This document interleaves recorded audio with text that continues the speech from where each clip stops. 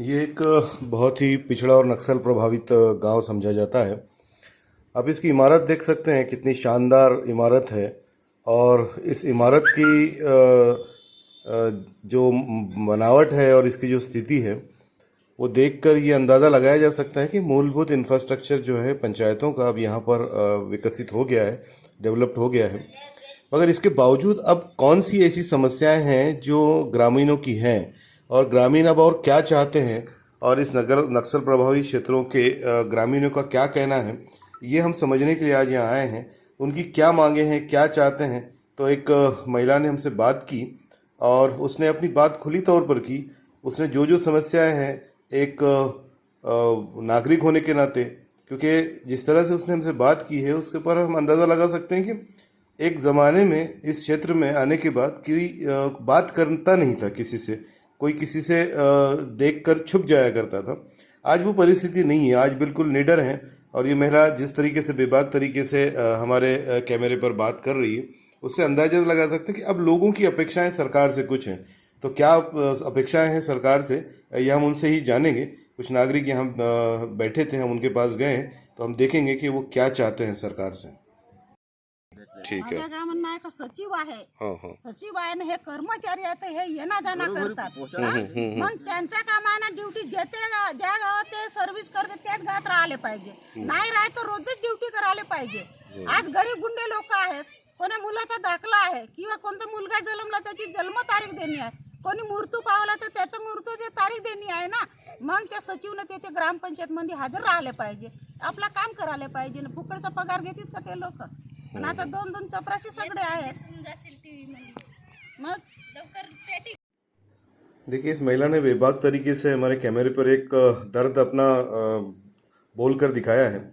यहाँ पंचायत की पक्की इमारत है, पक्की सड़क है गांव तक पहुंचने के लिए, और वो सारी ज़रूरतें हैं जो गांव में रहकर एक कर्मचारी को मिल सकती हैं। यहाँ पर अब वो स्थिति नहीं है कि लोगों को घर नहीं हो रहने के लिए या कुछ समस्याएं खड़ी होती हूँ। बावजूद इसके यहाँ पर सेवा देने वाले जो सचिव हैं या ग्राम सेवक जिसे बोला जाता है हमारे ग्रामीण क्षेत्रों में, वो यहाँ स्थानिक रूप से नहीं रहते हैं। और रहते नहीं हैं वो एक समस्या तो है ही है, साथ में इनका एक करना है कि वो नियमित रूप से आते भी नहीं हैं। अगर वो नियमित रूप से आए तो इन लोगों को इनकी ज़रूरतें और इनकी सारी चीज़ें जो है वो आसानी से पूरी करने के लिए मिल जाएगी। और यही एक वजह है, हम आपको यही दिखाना चाह रहे थे कि नक्सल प्रभावित क्षेत्रों में नक्सल ही एक समस्या नहीं है।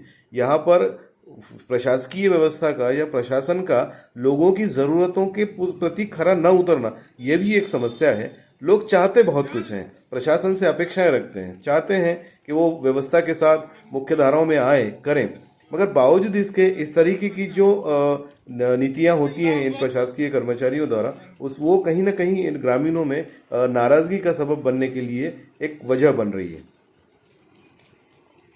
आप समझते हैं वो सारी ज़रूरतें जो लोगों की हैं गांव देहात की, वो उनको मिल चुकी हैं, सारी ज़रूरतें पूरी हो गई हैं?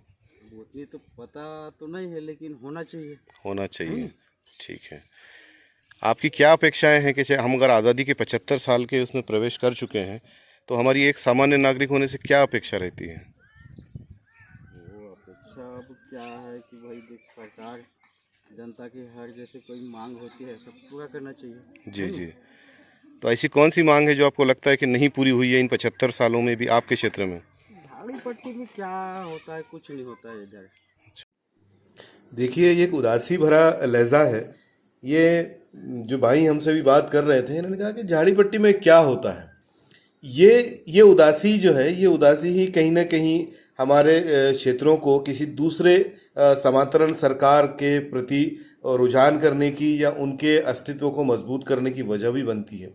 हमें ये समझना होगा कि ये जो लोगों की अपेक्षाएं हैं, कि इस तरीके से लोगों का मानना है कि नहीं होता है, ये क्यों नहीं होता है, इस चीज़ को समझने की ज़रूरत पड़ेगी। देखिए, काफ़ी चीज़ें हैं, इंफ्रास्ट्रक्चर डेवलपमेंट है, काफ़ी चीज़ें हैं। आज यहाँ पर बहुत सारी चीज़ें खड़ी हो चुकी हैं, सड़कें बन चुकी हैं, सारी चीज़ें बन चुकी हैं। अब अगर सिर्फ ज़रूरत किसी चीज़ की है तो वो है एक प्रशासनिक व्यवस्था की मानसिकता की। जो लोग इस व्यवस्था में काम कर रहे हैं वो इस व्यवस्था को अपनी जिम्मेदारी समझे। इस देश के हर नागरिक को, जिसके लिए वो इस काम के लिए नियुक्त किए गए हैं, सेवा के लिए नियुक्त किए गए, वो सेवक हैं।